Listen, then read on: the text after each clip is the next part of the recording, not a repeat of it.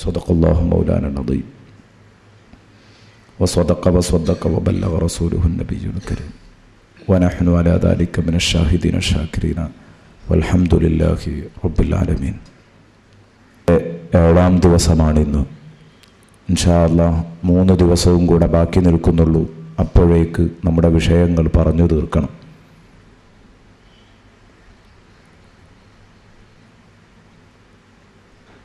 ഇന്ന് നാം ചർച്ച ചെയ്യുന്നത് വളരെ പ്രധാനപ്പെട്ട ഒരു ഭാഗമാണ്. ഞാൻ ഇന്നലെ പറഞ്ഞിരുന്നു, പരമാവധി ഒരു പുതിയ സുഹൃത്തിനെ പങ്കെടുപ്പിക്കാൻ പറ്റുമെങ്കിൽ ഈ വേദിയിൽ പങ്കെടുപ്പിക്കണമെന്ന്. അതിനൊക്കെ എല്ലാവരും ശ്രമിച്ചിട്ടുണ്ടാകും എന്ന് വിശ്വസിക്കുകയാണ്. കഴിയാത്തവർ ഇതിൻ്റെ CD എങ്കിലും നമ്മുടെ കൂട്ടുകാരുടെ കരങ്ങളിലേക്ക് എത്തിച്ചു കൊടുക്കുന്നത് ഒരു വലിയ സേവനമായി കാണുക. അല്ലാഹു റബ്ബുൽ ഇസ്സത്ത് നമ്മുടെ ഈ സംഗമം പൊരുത്തപ്പെട്ട് നാളെ പരലോകത്ത് സംഗമിക്കാനുള്ള ഒരു കാരണമാക്കി തരട്ടെ. പരലോകത്ത് സുഖലോക സ്വർഗത്തിൽ സംഗമിക്കാൻ അല്ലാഹു ഒരു കാരണമാക്കി തരട്ടെ. ഇന്ന് നാം ചർച്ച ചെയ്യുന്നത് ഹതഭാഗ്യരും നരകവും. ഇന്നത്തെ വിഷയം കുറച്ച് കടുപ്പമുള്ളതാണ്. 2, 3, 4 ദിവസമായി സ്വർഗം, അതിൻ്റെ ആനന്ദം, ഇതൊക്കെ പറഞ്ഞ് ശരിക്ക് നമ്മൾ ആനന്ദിച്ചിട്ടുണ്ടെങ്കിൽ, നമ്മൾ സന്തോഷിച്ചിട്ടുണ്ടെങ്കിൽ ഇന്ന് നമുക്ക് കരയാനുള്ള ഊഴമാണ്. കരയാനുള്ള ഊഴം എന്ന് പറഞ്ഞാൽ ഓരോരുത്തരും ഇതെൻ്റെ കാര്യമാണ് പറയുന്നത് എന്ന് മനസ്സിലാക്കിയാൽ ഉറപ്പാണ് പേടിക്കാത്ത ഒരൊറ്റ ശരീരവും ഉണ്ടാവില്ല. ഇവിടെ നിന്ന് അങ്ങോട്ട് ജീവിതം ചിട്ടപ്പെടാത്ത ഒരൊറ്റ കൂട്ടുകാരനും ഉണ്ടാവില്ല. ഇതെൻ്റെ കാര്യമാണെന്ന് മനസ്സിലാക്കിയാൽ. അല്ല, ഈ പറയുന്നതൊക്കെ എൻ്റെ അയൽപക്കത്തിരിക്കുന്ന, എൻ്റെ തൊട്ടടുത്തിരിക്കുന്ന എൻ്റെ സുഹൃത്തിൻ്റെ കാര്യം, ഞാനിതിലൊന്നും പെട്ട ആളല്ല എന്ന് മനസ്സിലാക്കിയാലോ അതൊന്നും തലയിൽ കയറുകയുമില്ല. നേരെ മറിച്ച് ഇതൊക്കെ എൻ്റെ കാര്യമാണ്, പടച്ചോനെ എനിക്ക് വരാനുള്ളതാണല്ലോ എന്ന് ചിന്തിച്ചാൽ ആ നിമിഷം നമ്മൾ നന്നായി പോകും. അത്രയും കടുപ്പമുള്ള പ്രയോഗമാണ്. നീണ്ട ആയത്തുകൾ നമുക്ക് ചർച്ച ചെയ്യാനുണ്ട്. ഇന്ന് ഓതി വെച്ച ആയത്തുകളൊക്കെ ഇന്ന് ചർച്ച ചെയ്യാനുള്ളതാണ്. കാരണം നാളെ നമ്മൾ നേരത്തെ തർത്തീബാക്കിയ വിഷയപ്രകാരം നാളെ സംസാരിക്കേണ്ടത് റബ്ബിനോട് നന്ദി കെട്ട ജനത എന്ന നഹ്നു ഖലഖ്നാകും ഫലൗലാ തുസദ്ദിഖൂൻ എന്ന ഭാഗം മുതൽക്കാണ്. ആ ഭാഗം മുതൽക്കാണ് എന്നതുകൊണ്ട് ഇന്ന് ഈ ഭാഗം പൂർണ്ണമായും തീർന്നിരിക്കണം. ഹതഭാഗ്യരും നരകവും. അല്ലാഹ് ഖുർആനിൽ ഒരുപാട് സ്ഥലത്ത് നരകചിത്രങ്ങളുണ്ട്. ഒരുപാട് സ്ഥലങ്ങളിൽ നരകചിത്രങ്ങളുണ്ട്. പക്ഷേ ആ നരകചിത്രങ്ങളിലൊക്കെ സാധുവായ എനിക്ക് വല്ലാതെ ഒരു പൊള്ളുന്ന അനുഭവമായി തോന്നിയത് സൂറത്തുൽ വാഖിയയിലെ നരകചിത്രമാണ്. കാരണം അത് ഉൾക്കൊള്ളുകയാണെങ്കിൽ അബൂ സഈദ് റഹ്മത്തുള്ളാഹി അലൈഹി പറഞ്ഞതുപോലെ മനസ്സുകൊണ്ട് ആയത്തുകൾ വായിക്കുകയാണെങ്കിൽ നമ്മൾ എത്രയോ മാറിയിട്ടുണ്ടാകും. മനസ്സുകൊണ്ട് വായിക്കണം. നിങ്ങളുടെ ചെവിയോ നിങ്ങളുടെ കണ്ണും കാതും തന്നതുകൊണ്ട് സംഗതി നടക്കില്ല. നിങ്ങളുടെ മനസ്സ്, ആ മനസ്സാണ് ഇന്ന് ഇങ്ങോട്ട് തരേണ്ടത്. എന്നാൽ ഉറപ്പാണ് നമുക്കൊരു മാറ്റം പ്രതീക്ഷിക്കാം. ബിസ്മില്ലാഹിർ റഹ്മാനിർ റഹീം. വ അസ്ഹാബുശ് ശിമാൽ മാ അസ്ഹാബുശ് ശിമാൽ. ഹതഭാഗ്യർ. ആരാണ് ഹതഭാഗ്യർ? അവരുടെ ഭാഗ്യദോഷം ആർക്കാ കണക്കാക്കാൻ പറ്റുക? ഒന്നാമത്തെ ചോദ്യം. വ അസ്ഹാബുശ് ശിമാൽ മാ അസ്ഹാബുശ് ശിമാൽ. ഇടതു കൈയിൽ കിതാബ് നൽകപ്പെടുന്ന ഹതഭാഗ്യർ, അവരുടെ ഭാഗ്യക്കേട് ആർക്കാ കണക്കാക്കാൻ പറ്റുക? അവരെ പോലെ ഭാഗ്യം കെട്ട, അവരെ പോലെ ഭാഗ്യദോഷികളായ ആരെങ്കിലും ഭൂമി ലോകത്തുണ്ടോ? ഇല്ല. അതാണ് സത്യം. അതിൻ്റെ മറുപടിയും അതാണ്. ചോദ്യം ചോദിച്ച് വിഷയത്തെ ശരിക്കങ്ങോട്ട് വലുതാക്കി കാണിക്കുകയാണ്. എന്ന് പറഞ്ഞാൽ ചോദ്യ ശൈലിയിൽ വിഷയത്തിൻ്റെ ഗൗരവം കാണിക്കുക. ആ ശൈലി ഉണ്ട് എന്ന് ഞാൻ നേരത്തെ നിങ്ങളോട് 3 വിഭാഗം ജനങ്ങൾ എന്ന പരിപാടി അവതരിപ്പിക്കുമ്പോൾ ആ വിഷയത്തിൻ്റെ ആ തലക്കെട്ടിലായി നാം പ്രസംഗിക്കുന്ന സമയത്ത് പറഞ്ഞതാണ്, ഓർക്കുന്നുണ്ടാകും.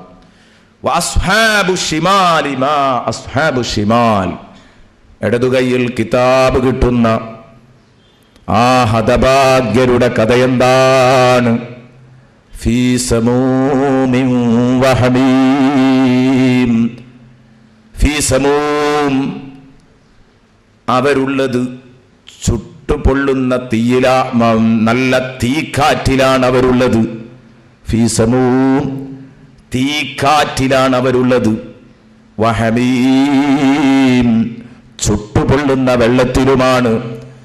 വളില്ലിൻ മിൻ യഹ്മൂം, നരകത്തിൽ നിന്നുയരുന്ന പുകച്ചുരുളിന്റെ കരിമ്പുകയുടെ തണലുമല്ലാതെ അവർക്കില്ല. അവർക്കുള്ള തണൽ കരിമ്പുകയുടെ തണലാണ്. അവർക്കുള്ള വെള്ളം അവർ നിലനിൽക്കുന്ന വെള്ളം അതേതാ?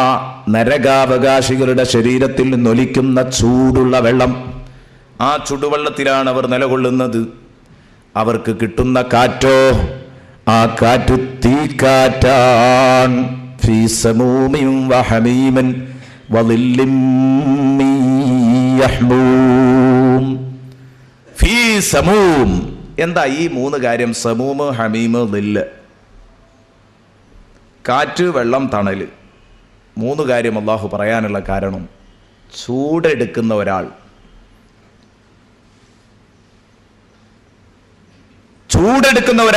ഉഷ്ണമുള്ള ഒരാൾ ആഗ്രഹിക്കുന്ന മൂന്ന് കേസുകളാണിത്.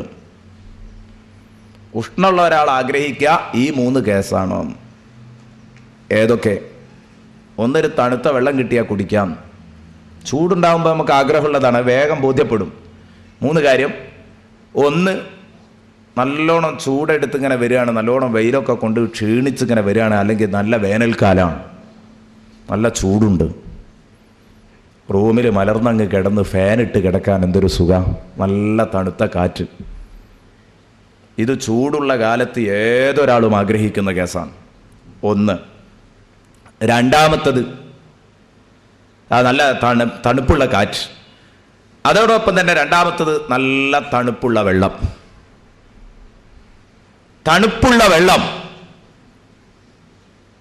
വേനൽക്കാലത്ത് കണ്ടില്ലേ നിങ്ങൾ? കൂൾ ബാറുകൾ സജീവമാകുന്നത് വേനൽക്കാലത്താണ്. എന്തേ കാരണം? ചൂടെടുക്കുമ്പോൾ മനുഷ്യർ എത്ര തന്നെ ഇവർ ഉണ്ടാക്കി വെച്ചിട്ടുണ്ടെങ്കിലും അതൊക്കെ കുടിച്ച് തീർത്തു പോകുമെന്നതാ സത്യം. വേനൽക്കാലത്ത് നല്ല തണുപ്പിച്ച ഒരു ഗ്ലാസ് വെള്ളം കിട്ടുന്നത് വല്ലാത്ത ആശ്വാസമാണ്. ഞാനിതൊക്കെ പറയുന്നത് മഹാന്മാരായ പണ്ഡിതന്മാർ, ഇമാം റാസി റഹ്മത്തുള്ളാഹി അലൈഹി ഇത് പറഞ്ഞത് കാണാം. ഇങ്ങനെ തുടങ്ങിയിട്ട് മറ്റു മഹാന്മാരും ഇത് ഉണർത്തിയത് കാണാം. ചൂടെടുക്കുന്ന ഒരാൾ ആഗ്രഹിക്കുന്ന മൂന്ന് കാര്യങ്ങളാണിത്: കാറ്റ്, വെള്ളം, തണല്. തണല് വളരെ പ്രധാനമാണ്. ഒരു പാതയോരത്തുകൂടെ അങ്ങനെ നടന്നു പോവുകയാണ്. ഒരു വഴിയിലൂടെ അങ്ങനെ നടന്നു പോകുമ്പോൾ നല്ല വെയിലുണ്ട്. വെയിൽ തലയിൽ തറക്കുന്നു, ശരീരമൊക്കെ പൊള്ളുന്ന ആ പാതയോരത്ത് എവിടെയെങ്കിലും ഒരു ആൽമരം കിട്ടിയാൽ, പാതയോരത്ത് എവിടെയെങ്കിലും ഒരു ആൽമരം കിട്ടിയാൽ, അല്ലെങ്കിൽ ഒരു ചീനിമരം, ഒരു വാഗ, ഇതൊക്കെ കിട്ടുകയാണെങ്കിൽ നല്ല ഇലച്ചു നിൽക്കുന്ന ഒരു വൃക്ഷം, ഒരു തണൽ മരം, ആ തണൽ മരത്തിൻ്റെ ചുവട്ടിലെത്തുമ്പോൾ നമ്മൾ നടക്കാൻ മറന്നു പോകും. അവിടെ നിന്നു പോകും. ഒരു വേള ആ തടിച്ച മരത്തിൻ്റെ ചുവട്ടിൽ അല്പമൊന്ന് വിശ്രമിക്കട്ടെ എന്ന് കരുതി ആ മരത്തോടൊന്ന് ചാരിയിരുന്നാൽ എപ്പോഴാ ഉറങ്ങിപ്പോകുന്നതെന്ന് അറിയില്ല. ഇതൊക്കെ ഞാൻ പറഞ്ഞു വന്നത്, മഹാന്മാർ പറഞ്ഞു, ചൂടെടുക്കുന്ന ഒരാൾ ആഗ്രഹിക്കുന്നത് തണുത്ത കാറ്റും തണുത്ത വെള്ളവും തണുത്ത തണലുമാണെങ്കിൽ നരകത്തിൽ ചൂടുണ്ടായിരിക്കുമല്ലോ, ഉറപ്പാണ്. അവിടെ ഇവർക്ക് കിട്ടുന്ന കാറ്റും വെള്ളവും തണലും അവർക്ക് ആവശ്യമായിരിക്കും. ചൂടെടുക്കുന്ന ഒരാൾക്ക് ഇത് മൂന്നും ആവശ്യമായിരിക്കും. അവിടെ അവർക്ക് വെള്ളം കിട്ടോ, കാറ്റ് കിട്ടോ, തണൽ കിട്ടോ, മൂന്നും കിട്ടും. പക്ഷേ കിട്ടുന്ന തണലും കാറ്റും വെള്ളവും പറയുമ്പോൾ തൽക്കാലം നമ്മൾ പറയും അതെനിക്ക് വേണ്ടാന്ന് പറയും. അതാണ് അതിൻ്റെ കണ്ടീഷൻ. കിട്ടുന്ന കാറ്റ് തീക്കാറ്റാണ്. ഫീ സമൂം, ഹതഭാഗ്യരാകുന്ന ദുർജനങ്ങളുള്ളത് നല്ല തീക്കാറ്റിലാണ്. ഫീ സമൂം. സുബ്ഹാനല്ലാഹ്, തീക്കാറ്റ് എന്ന് പറയാൻ ചൂടുള്ള കാറ്റ് എന്ന് പറയാൻ കുറേ പദപ്രയോഗങ്ങളുണ്ടായിരുന്നു. അതൊക്കെ അങ്ങോട്ട് മാറ്റിയിട്ട് അല്ലാഹു തആല ഫീ സമൂം എന്ന പദം ഇത് തന്നെ പ്രയോഗിക്കാനുള്ള കാരണം അറബി ഭാഷയിൽ അതിന് വളരെ കടുപ്പമുണ്ട്. സമൂം എന്ന പദം വന്നിരിക്കുന്നത്, ആ പദം വന്നിരിക്കുന്നത് അതിൻ്റെ ധാതു ഒന്നിരിക്കൽ സമ്മ് അല്ലെങ്കിൽ സുമ്മ്. സുമ്മ് എന്ന പദമോ സമ്മ് എന്ന പദമോ, ഇത് ഞാൻ പറയുന്നത് വിഷയത്തിൻ്റെ കടുപ്പം തിരിയാനാണ്. ഇമാം റാസി റഹ്മത്തുള്ളാഹി അലൈഹി പറയുന്നു, ഒന്നിരിക്കൽ സമ്മ് എന്ന പദം അല്ലെങ്കിൽ സുമ്മ് എന്ന പദം. സുമ്മ് എന്ന് പറഞ്ഞാൽ അതിൻ്റെ അർത്ഥം വിഷമെന്നാണ്. വിഷം അത് ശരീരത്തിൽ എൻ്റെ ചൂണ്ടുവിരലിനായിരിക്കാം നല്ല ഒരു വിഷപ്പാമ്പ് കൊത്തിയത്, അല്ലെങ്കിൽ എൻ്റെ തള്ളവിരലിനായിരിക്കാം പാമ്പ് കടിച്ചത്. വിഷം തീണ്ടിയത് തള്ളവിരലിനാണ്. പക്ഷേ തള്ളവിരലിന് തീണ്ടുന്നതോടുകൂടെ എൻ്റെ ശരീരത്തിലാകെ അതാ ഞൊടിയിട കൊണ്ട് പാഞ്ഞു കയറി. അതിൻ്റേതായ പ്രതിഫലനങ്ങൾ ഞാൻ എൻ്റെ തലച്ചോറിൽ അറിയാൻ തുടങ്ങും. ശരിക്ക് ചിന്തിക്കണം. ഇതേ രൂപത്തിലാണ് ഇതൊരു വിഷക്കാറ്റാണ് ഈ തീക്കാറ്റ്. കാരണം ശരീരത്തിൻ്റെ ഏതെങ്കിലും ഒരു ഭാഗത്തേറ്റ് കഴിഞ്ഞാൽ ആ ഒരു ഭാഗത്തേറ്റതു കാരണം അവൻ്റെ തലച്ചോറ് തിളച്ചുമറിയുന്ന പ്രശ്നമാണ് കേട്ടോ ഈ കാറ്റ്. ഇത്ര കടുപ്പമുണ്ട്. അല്ലെങ്കിൽ സമ്മ് എന്ന് പറഞ്ഞാൽ ഹത്താ യലിജൽ ജമലു ഫീ സമ്മിൽ ഖിയാത്ത്. ഖുർആനിൽ അല്ലാഹു പറഞ്ഞു, സൂചിപ്പഴുതിലൂടെ ഒട്ടകം കടക്കുന്നത് വരെ എന്ന് പറഞ്ഞു. മറ്റൊരു വിഷയം പരാമർശിച്ചപ്പോഴാ പറഞ്ഞത് സൂചിപ്പഴുതിലൂടെ. സമ്മ് എന്നതിൻ്റെ അർത്ഥം പറയാൻ വേണ്ടി മാത്രം ഓതിയതാണ്. ഹത്താ യലിജൽ ജമലു ഫീ സമ്മിൽ ഖിയാത്ത്.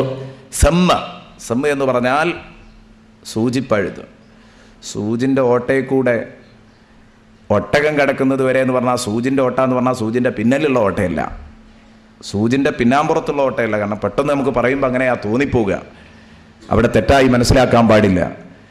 സൂചിൻ്റെ ഓട്ടയിൽ കൂടെ ഒട്ടകം കിടക്കുന്നത് വരെ എന്ന് പറയുമ്പോൾ സൂചിൻ്റെ പിന്നിൽ നൂല് കോർക്കാൻ ഒരു ഓട്ടം ഉണ്ടാകാറുണ്ട്. അതിനെപ്പറ്റിയല്ല പറഞ്ഞത്.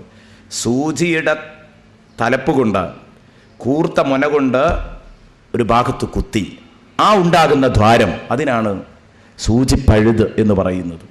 സൂചിൻ്റെ ഓട്ട എന്ന് പറഞ്ഞാൽ സൂചി കൊണ്ട് ഇട്ട ഓട്ടയാണ്.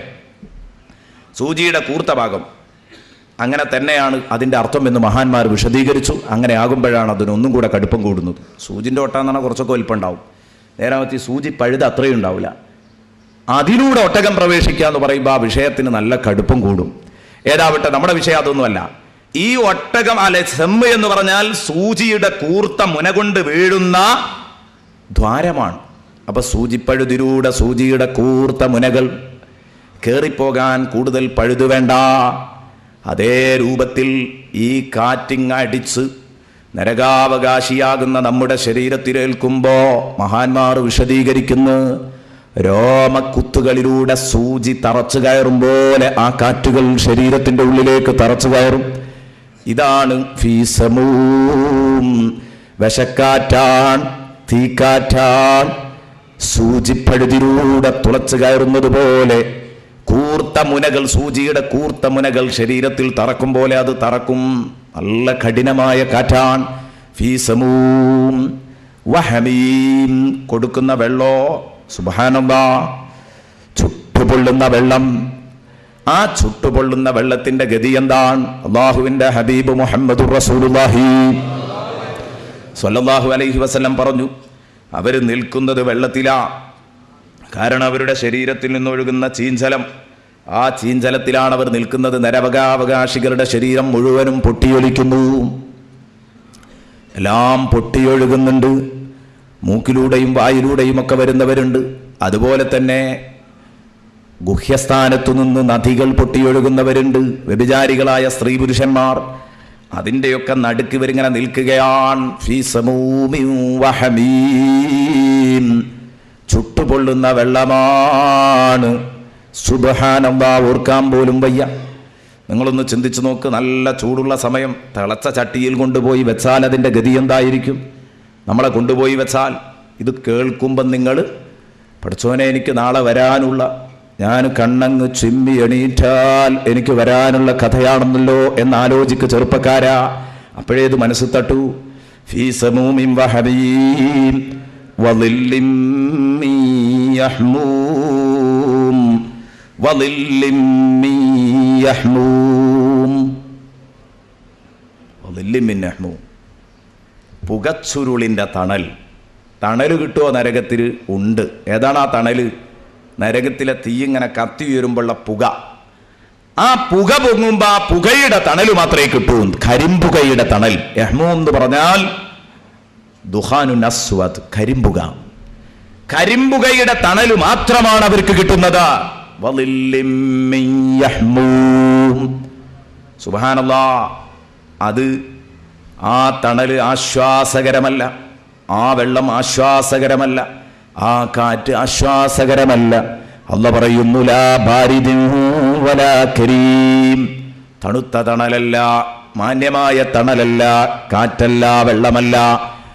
തീർത്തും അത് നമുക്ക് വേറെ 3 സെപ്പറേറ്റ് അദാബുകളാണ്. അത് വേറിട്ട 3 അദാബുകൾ. അങ്ങനെ വേണം അതിനെ വിലയിരുത്താൻ.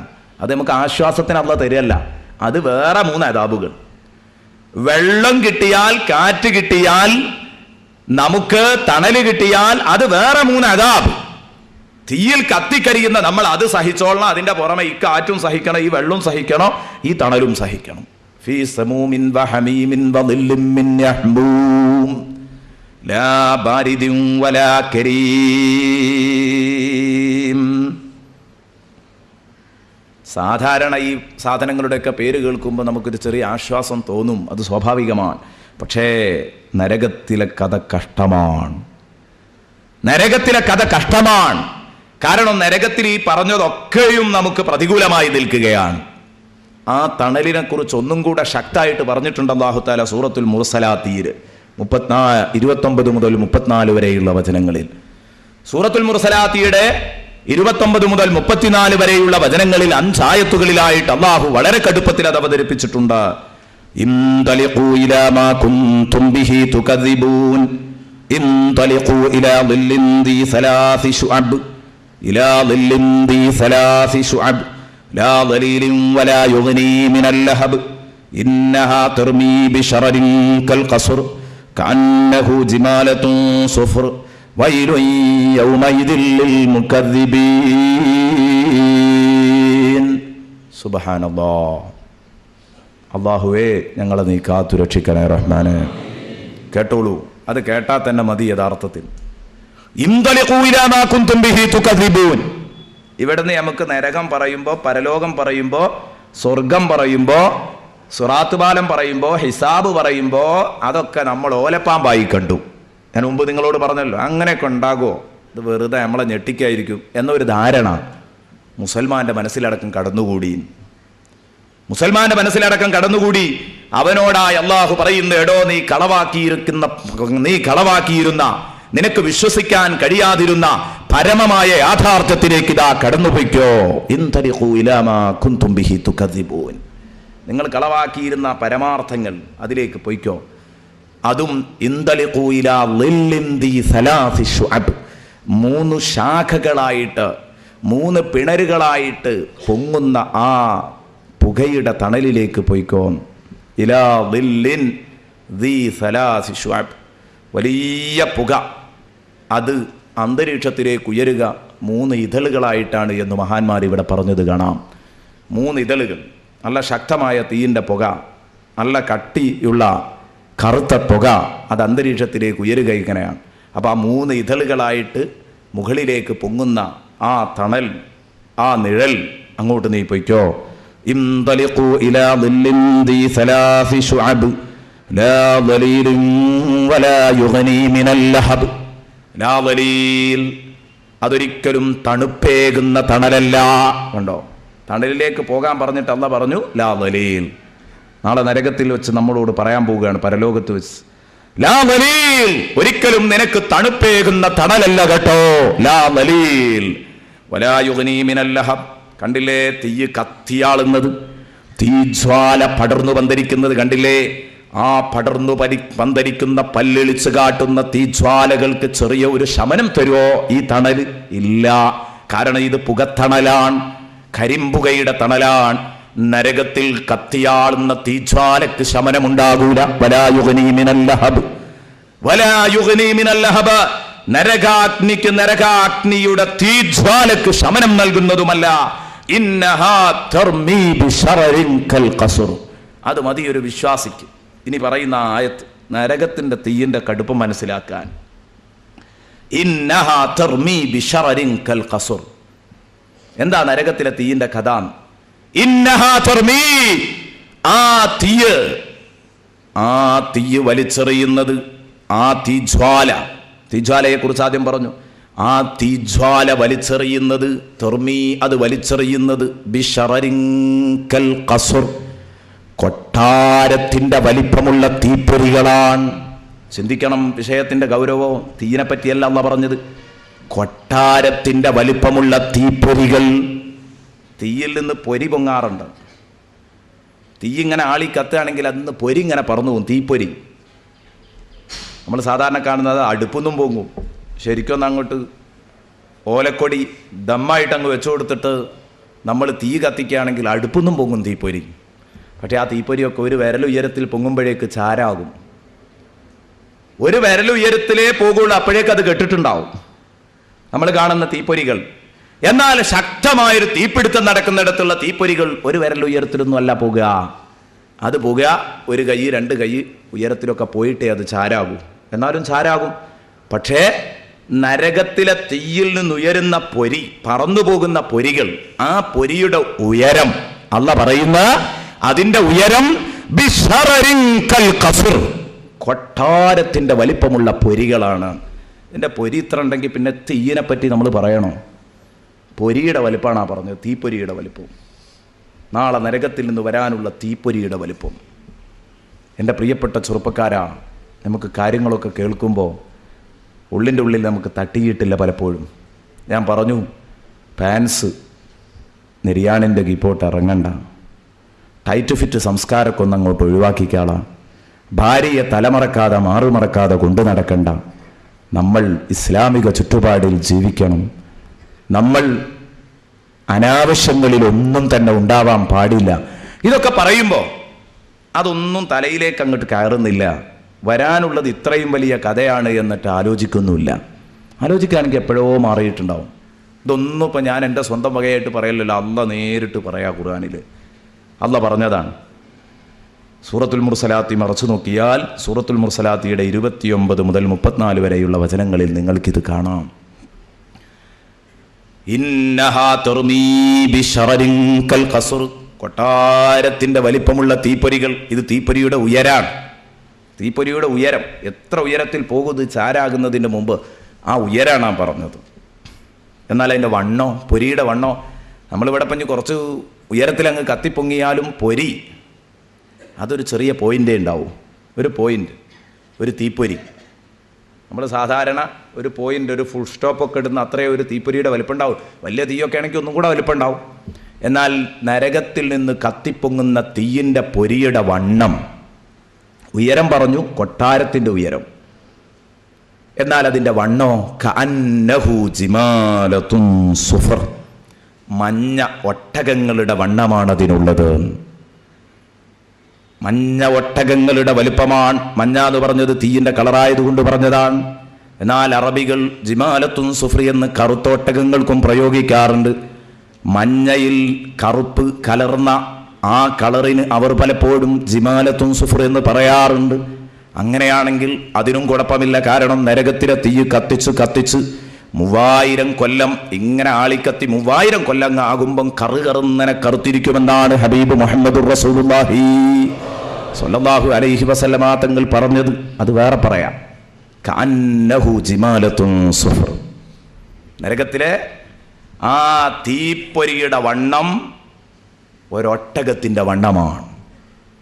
ഒട്ടകത്തിൻ്റെ വണ്ണവും ഒരു കൊട്ടാരത്തിന്റെ വലിപ്പവുമുള്ള തീപ്പൊരികളാണ് കേട്ടോ നരകം മേലോട്ട് എറിഞ്ഞുകൊണ്ടിരിക്കുന്നത്.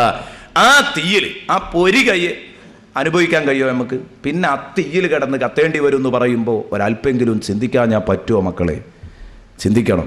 ഒരല്പെങ്കിലും നമ്മളൊന്ന് തലക്ക് പിടിക്കാഞ്ഞാൽ, ഇനിയെങ്കിലും ജീവിതം ഒന്ന് തിരുത്താൻ ചിന്തിക്കാഞ്ഞാൽ ഇനിയെങ്കിലും ഈ തെമ്മാടിത്തങ്ങളിൽ നിന്നൊക്കെ ഒന്ന് മാറി നിൽക്കണമെന്ന് ചെറിയ ഒരു ചിന്തയെങ്കിലും മനസ്സിൽ വരാഞ്ഞാൽ പറ്റൂല. കാരണം അത്രയും കടുപ്പുള്ളതാ സംഗതി. വിഷയം ചെറുതല്ല, വളരെ കടുപ്പമുള്ള കാര്യമാണ്. എന്നിട്ട് അല്ലാഹു പറഞ്ഞു, വൈലുൻ യൗമൈദിൽ ലിൽ മുകദ്ദിബീൻ, സർവനാശവും പരലോകം വേണ്ടതുപോലെ വിശ്വസിക്കാൻ കഴിയാത്തവർക്കാണ്. ഞാൻ പറഞ്ഞു, ഇത്തരം ആയത്തുകളൊന്നും കാഫിരീങ്ങളെ കുറിച്ചല്ല, അവരെ കുറിച്ച് മാത്രമല്ല, ആസികളായ മുഅ്മിനീങ്ങൾക്കും കൂടെ ബാധകമാണെന്ന് മഹാനായ ഇമാം റാസി റഹ്മത്തുള്ളാഹി അലൈഹി പറയുന്നു. എന്താ കാരണം? കാരണം നമ്മൾ വെറുതെ പറയാണ്, ആഖിറത്തിൽ വിശ്വാസമുള്ളത് വെറുതെ പറയാം, നമ്മൾ മുകദ്ദിബീങ്ങളാണ്. മുകദ്ദിബീങ്ങൾ അല്ലെങ്കിൽ എങ്ങനെയാ തെറ്റ് ചെയ്യുന്നത്? ഞാൻ മുമ്പൊരു ഉദാഹരണം പറഞ്ഞല്ലോ, 2 റൂമുകൾ സങ്കല്പിച്ച് നമ്മൾ ഉദാഹരണം പറഞ്ഞു. ശരിക്ക് തെറ്റു ചെയ്യൂല പരലോക ശിക്ഷ ബോധ്യപ്പെട്ടാൽ, അപ്പോൾ ബോധ്യപ്പെടായ്മയാണ് ഇപ്പോൾ നമുക്കൊക്കെ ഉള്ളത്. ഉള്ളിൻ്റെ ഉള്ളിൽ എവിടോ ഒരു സംശയം. അങ്ങനെയൊക്കെ ഉസ്താദ് പറഞ്ഞാലും, അങ്ങനെയൊക്കെ ഇപ്പോൾ പള്ളിയിലെ ഖതീബ് പറഞ്ഞാലും, അങ്ങനെയൊക്കെ പറഞ്ഞാലും ശരി, അതൊക്കെ എന്തോ ഒരു ഉള്ളിൻ്റെ ഉള്ളിൽ അത് ഒരു ഉട്ടോപ്പിയാണോ, ഒരു ഓലപ്പാമ്പാണോ, വെറുതെ നമ്മളെ ഞെട്ടിക്കുകയാണോ എന്നൊക്കെ ഒരു തോന്നൽ വിശ്വാസിക്ക് ഇപ്പോഴും വിട്ടിട്ടില്ല. അതാണ് മാറാനുള്ള പ്രയാസം. അല്ലെങ്കിൽ എപ്പോഴോ മാറിയിട്ടുണ്ടാകും, നന്നായിട്ടുണ്ടാകും, ഒരു നല്ല പരിശുദ്ധനായി മാറിയിട്ടുണ്ടാവും. അള്ളാഹു നമുക്കൊക്കെ മാറാനുള്ള തൗഫീക്ക് നൽകട്ടെ, മാറാനുള്ള തൗഫീക്ക് നൽകട്ടെ. പടച്ചോനെ, ഞങ്ങൾക്ക് നീ നല്ല ബുദ്ധി നൽകണം റഹ്മാനെ. എന്നാൽ എന്തിനാണ് ഇത്രയും കടുപ്പമുള്ള നരകത്തിലിട്ട് ഇവരെ ശിക്ഷിക്കുന്നത്? ഇത് കുറച്ച് കടുപ്പുള്ള കാര്യമല്ലേ? എന്തിനാണ് ഇവരെ ശിക്ഷിക്കുന്നത്? ഇന്നഹും കാനൂ ഖബല ദാലിക മുത്രഫീൻ. എന്തിനാ റബ്ബേ നീ നിന്റെ ചില അടിമകളെ ഇത്രയും ശക്തമായ രൂപത്തിൽ മർദ്ദിക്കുന്നത്, ഇത്രയും ശക്തമായ രൂപത്തിൽ പീഡിപ്പിക്കണോ? ഇത് നിനക്ക് ദയയില്ലാത്തത് കൊണ്ടല്ലേ? എന്തിനാ നീ ഇത്ര വലിയ അനീതി കാട്ടുന്നത്? അല്ലാഹു പറയുന്നു, ഞാനൊരിക്കലും അനീതി കാട്ടുന്നില്ല. ഇവരെ ഇത്രയും വലിയ അദാബിൽ ശിക്ഷിക്കാനുള്ള കാരണം എന്താണെന്നറിയോ? ഇന്നഹും കാനൂ ഖബല ദാലിക മുത്രഫീൻ. ഈ ലോകത്തേക്ക് വരുന്നതിന്റെ മുമ്പ് ഇവരടിച്ചു പൊളിച്ച് ജീവിക്കുന്നവരായിരുന്നു. കണ്ടാ, അള്ളാഹുവിൻ്റെ പ്രയോഗം നോക്ക്. മുത്രഫീൻ, മുത്രഫ് എന്ന് പറഞ്ഞാൽ അടിപൊളിക്കാരൻ, അടിച്ചു പൊളിച്ച് ജീവിക്കുന്ന ആക്കാം മുത്രഫ് എന്ന് പറയാം. എന്ന് പറഞ്ഞാൽ അവന് നിയമമില്ല, വിലക്കുമില്ല, അള്ളിയില്ല, റസൂലുമില്ല, മഹ്ശറില്ല, ഒന്നുമില്ല. പിന്നെ എന്താ പരിപാടി? ഓന് തറഫ് എന്ന് പറഞ്ഞാൽ സുഖലോലുപത, അത്ര മാത്രമേ ഓനുള്ളൂ. അടിച്ചു പൊളിച്ച് ജീവിക്കുക, അതിൻ്റെ അപ്പുറത്ത് അവന് മറ്റൊരു ലക്ഷ്യവുമില്ല. ദുനിയാവ് ആകെ 4 ദിവസം ഉണ്ട്. ആ 4 ദിവസത്തെ ദുനിയാവ് ഇങ്ങോട്ട് കേമാക്കണം എന്നല്ലാതെ ആരാ ഇപ്പം ഇതൊക്കെ ചിന്തിച്ചിട്ട് ഇവിടെ ജീവിക്കാൻ കഴിയുമോ എന്ന് പറയുന്നവൻ. ഇന്നഹും കാനൂ ഖബല ദാലിക മുത്രഫീൻ. അടിച്ചു പൊളിച്ച് ജീവിക്കുന്നവരായിരുന്നു ഇവർ ഇതിനു മുമ്പ് ദുനിയാവില്. സുബ്ഹാനല്ലാഹ്, എത്ര കടുപ്പമുണ്ട് എൻ്റെ കൂട്ടുകാരൊന്ന് ചിന്തിച്ചു നോക്ക്. ഇന്നഹും കാനൂ ഖബല ദാലിക മുത്രഫീൻ. അള്ളാഹ് കാരണം പറയുന്നു. നേരത്തെ പറഞ്ഞതിന് കാരണമായിട്ട് അള്ളാഹു ബോധിപ്പിക്കുകയാണ്. അങ്ങനെയാണ് ഖുർആൻ പലയിടങ്ങളിലും കാരണം ബോധിപ്പിക്കും. വിഷയം അങ്ങോട്ട് പറഞ്ഞിട്ട് പിന്നെ ഇന്നഹും അല്ലെങ്കിൽ ഇന്നദാലിക, ഇന്നഹു എന്നൊക്കെ പറഞ്ഞിട്ട് കാരണം ബോധിപ്പിച്ചുകൊണ്ട് അള്ളാഹു സംസാരിക്കും. ഉസ്താദുമാർക്കൊക്കെ അറിയാം, ഇന്ന എന്ന അറബിയിലെ ആ അക്ഷരം പ്രയോഗിക്കുക കാരണം പറയുന്ന സ്ഥലത്താണ്. തഅലീലിൻ്റെ മഖാമിലാണ് ഇന്ന വായിക്കുക എന്ന് ഉസ്താദുമാർക്കറിയാവുന്ന കാര്യമാണ്. ഞാനത് പറയുന്നത് സാധാരണക്കാർ ഇങ്ങനെ അള്ളാഹു ശിക്ഷിക്കാനുള്ള കാരണം പറഞ്ഞിട്ട് അള്ളാഹ് പറയുന്നത് ഇന്നഹും കാനൂ ഖബല ദാലിക മുത്രഫീൻ. ഇന്നഹും കാനൂ ഖബല ദാലിക മുത്രഫീൻ. കാരണം അവർ അടിച്ചു പൊളിച്ച് നടക്കുന്നവരായിരുന്നു ഇങ്ങോട്ട് വരുന്നതിന് മുമ്പ് ദുനിയാവില്. അതുകൊണ്ട് തന്നെ അടിച്ചു പൊളിച്ച് നടക്കുന്ന ഇവരെ നിർബന്ധമായും പിടികൂടണം, ശിക്ഷിച്ചുകൊള്ളണം. അവർക്ക് പറ്റിയ ശിക്ഷയാ ഞാൻ കൊടുത്തത്. ജസാഅം വിഫാഖ. സൂറത്തുൻ നബയിലായിരിക്കും, അമ്മ യതസാഅലൂൻ എന്ന അധ്യായത്തിലാണെന്നാണ് എൻ്റെ ഓർമ്മ. ജസാഅം വിഫാഖ, ഫിറ്റായ പ്രതിഫലം, നിങ്ങൾ യോജിച്ച പ്രതിഫലം. ഓല് ചെയ്തതിനനുസരിച്ചുള്ള പ്രതിഫലമാണ്. ഓല അക്കോലത്തിൽ ആ ദുനിയാവുന്ന എൻ്റെ മുഖത്ത് ചവിട്ടിയത്. ഞാൻ പറയുന്നതിനെ മുഴുവനും അവർ അവഗണിച്ചു. അപ്പം അവർക്ക് പറ്റിയ പ്രതിഫലമായി കൊടുത്തത് ജസാഅം വിഫാഖ. ഇന്നഹും കാനൂ ഖബല ദാലിക മുത്രഫീൻ. ഇവർ സുഖലോലുപതയിൽ, തറഫ് നല്ല മിനുസം, സുഖലോലുപത, അടിച്ചു പൊളിച്ച് ജീവിക്കുക, അതായിരുന്നു ഇവരുടെ ഏർപ്പാട്. നാളെ പരലോകമുണ്ട് എന്നുള്ള ചിന്തല്ലായിരുന്നു. 5 മിനിറ്റ് പോലും സുഖിച്ചു കാലാകാലം കഷ്ടപ്പാട് ഏറ്റെടുത്തു. അതാണ് അവരുടെ ചുറ്റുപാട്. ഇന്നഹും കാനൂ ഖബല ദാലിക മുത്രഫീൻ. ഇവിടെ ഒരു കാര്യവും കൂടെ പറയാനുണ്ട്. ശിക്ഷിക്കുമ്പോൾ കാരണം പറയുന്നു, പലപ്പോഴും പ്രതിഫലം തരുമ്പോൾ കാരണം വ്യക്തമാക്കുന്നുമില്ല. അതെന്തുകൊണ്ട്? ഖുർആനിൽ എപ്പോഴും കാണുന്ന ഒരു സ്വഭാവമാണത്. പ്രതിഫലം പറയുമ്പോൾ സ്വർഗത്തിലേക്കാക്കുന്നു എന്ന് പറയുമ്പോൾ ഇന്നതുകൊണ്ട് സ്വർഗത്തിൽ കടന്നു എന്ന് ചിലപ്പോൾ പറയില്ല, ചിലപ്പോഴൊക്കെ പറയും. പറയാൻ നിർബന്ധമല്ല. അതിന് ഖുർആൻ ഓതുമ്പോൾ പലയിടത്തും നിങ്ങൾക്ക് കാണാം. അപ്പം അതിൻ്റെ തൊട്ട് മുമ്പ് തന്നെ നോക്ക്, നിങ്ങൾ അസ്ഹാബുൽ യമീനെ പറ്റി പറഞ്ഞപ്പോൾ എന്തുകൊണ്ടാണ് അവർ സ്വർഗത്തിൽ കടന്നത് എന്ന് പറഞ്ഞു? അല്ല, അവർക്ക് എന്തൊക്കെയാ കിട്ടുക എന്ന് പറഞ്ഞിട്ടുള്ളൂ. മുഖറബീങ്ങളെ പറ്റി പറഞ്ഞപ്പോൾ പറഞ്ഞു ജസാഅൻ ബിമാ കാനൂ യഅമലൂൻ. കാരണം ആപേക്ഷികമായിട്ട് നോക്കുമ്പോൾ ഇവരെക്കാൾ കുറേ ചെയ്തവരാ, എന്നാലും അവർക്ക് അള്ളാഹുവിൻ്റെ ഔദാര്യം കിട്ടാതെ രക്ഷപ്പെടൂല. മുഖറബീങ്ങൾക്കും അള്ളാഹുവിൻ്റെ ഔദാര്യം തന്നെയാണ്, ഔദാര്യാണ് എന്ന കാര്യം ഉറപ്പാണ്. അപ്പൊ അള്ളാഹുവിന്റെ പ്രതിഫലം അള്ളാഹുവിന്റെ ഔദാര്യം, സവാബ് അത് ഫളിലാണ്, അത് ഔദാര്യാണ്. ഔദാര്യം തരുമ്പോൾ കാരണം വ്യക്താക്കേണ്ടതില്ല. ഒരാൾ വെറുതെ നമുക്ക് എന്തെങ്കിലും തരുമ്പോൾ എന്തുകൊണ്ട് അത് തരാൻ കാരണം എന്ന് പറയേണ്ടതില്ല, അത് തന്നാൽ മതി. കാരണം അത് ഔദാര്യാണ്. നമ്മൾ ഇന്നാട് ജനിച്ചു, മരിക്കുന്നത് വരെ നമ്മൾ അമൽ ചെയ്തു, മരിക്കുന്നത് വരെ നമ്മൾ അമൽ ചെയ്തു. അള്ളാഹു താല അതിന്റെ പേരിൽ നമുക്ക് പ്രതിഫലം തന്നാൽ നമ്മൾ അമൽ ചെയ്തതിന്റെ പ്രതിഫലമായിട്ട് എന്ന് പറയാൻ പറ്റുമോ? അല്ല. അതുകൊണ്ടാണ് ജസാഅം വിഫാഖ എന്ന് ദുർജനങ്ങളെ പറ്റി പറഞ്ഞപ്പോൾ നല്ല ജനങ്ങളുടെ പ്രതിഫലം പറഞ്ഞപ്പോൾ അല്ലാഹ് എന്താ പറഞ്ഞത്? ജസാഅം മിൻ റബ്ബിക അത്വാഅൻ ഹിസാബാം. നിന്റെ റബ്ബ് നിനക്ക് പ്രതിഫലമായി തന്നതാണ്, പക്ഷേ അത് കേവലം പ്രതിഫലമല്ല, അത്വാഅൻ ഹിസാബ, റബ്ബിന്റെ ഭാഗത്തു നിന്നും മതിയായ ദാനമാണത്. കണ്ടോ, അത്വാ ദാനം എന്നാണ് പ്രതിഫലത്തെക്കുറിച്ച് പ്രയോഗിച്ചത്. പ്രതിഫലം എപ്പോഴും ഔദാര്യാണ്. അതേസമയത്ത് ശിക്ഷയോ, ശിക്ഷ അത് അദിലാണ്, നീതിയാണ്. ചെയ്തതിന് മാത്രമേ കൊടുക്കുള്ളൂ. പ്രതിഫലം ഔദാര്യാണെന്ന് പറയാൻ കാരണം ഒരു നന്മ ചെയ്താൽ എത്രയാ കൂലി? 10 കൂലി. അപ്പോൾ ഔദാര്യല്ലേ? ഒന്നിന് 1 തന്നാൽ മതിയല്ലോ. ഒന്നിന് 10 തന്നാൽ അത് ഔദാര്യാണ്. മൻ ജാഅ ബിൽ ഹസനതി ഫലഹു അശ്റു അംസാലിഹാ. ഒരു നന്മ ചെയ്താൽ 10 ഇരട്ടി പ്രതിഫലം. ഒരു നന്മ ചെയ്താൽ 10 ഇരട്ടി പ്രതിഫലം. അതേ സമയത്തോ ഒരു തിന്മ ചെയ്താലോ വജസാഉ സയ്യിഅത്തിൻ സയ്യിഅത്തും മിസ്ലുഹാ, ഒരു തിന്മക്കുള്ള പ്രതിഫലോ അതേ കനത്തിലും വലുപ്പത്തിലുള്ള ഒരു പ്രതിഫലം. അത്ര മാത്രമേ തരൂ, അതിലേറെ കൊടുക്കൂല. ഒരു തിന്മക്കുള്ള പ്രതിഫലം, ഒരു കളവ് പറഞ്ഞാൽ ഒറ്റ കളവ് പറഞ്ഞ ശിക്ഷ, ഒരു സത്യം പറഞ്ഞാലോ ചുരുങ്ങിയത് 10 സത്യം പറഞ്ഞ കൂലി. അപ്പൊ കൂലി ഔദാര്യാണ്. അതിന് കാരണം ബോധിപ്പിക്കേണ്ട, അത് അള്ളാഹു നമുക്ക് വാരിക്കോരി തന്നതാണ്. ഈ വാരിക്കോരി തന്നതിന്റെ കാര്യത്തിൽ എന്തുകൊണ്ട് എനിക്ക് കിട്ടിയെന്ന് ചിന്തിക്കേണ്ടതില്ല. നേരെ മറിച്ച് ശിക്ഷ കിട്ടുമ്പോൾ അത് നീതിയാണ്. അപ്പൊ അള്ളാഹു ശരിക്കും ബോധ്യപ്പെടുത്തണം, നിങ്ങൾക്ക് നിങ്ങൾ ചെയ്തതിനുള്ള പ്രതിഫലം മാത്രമേ കിട്ടിയിട്ടുള്ളൂ.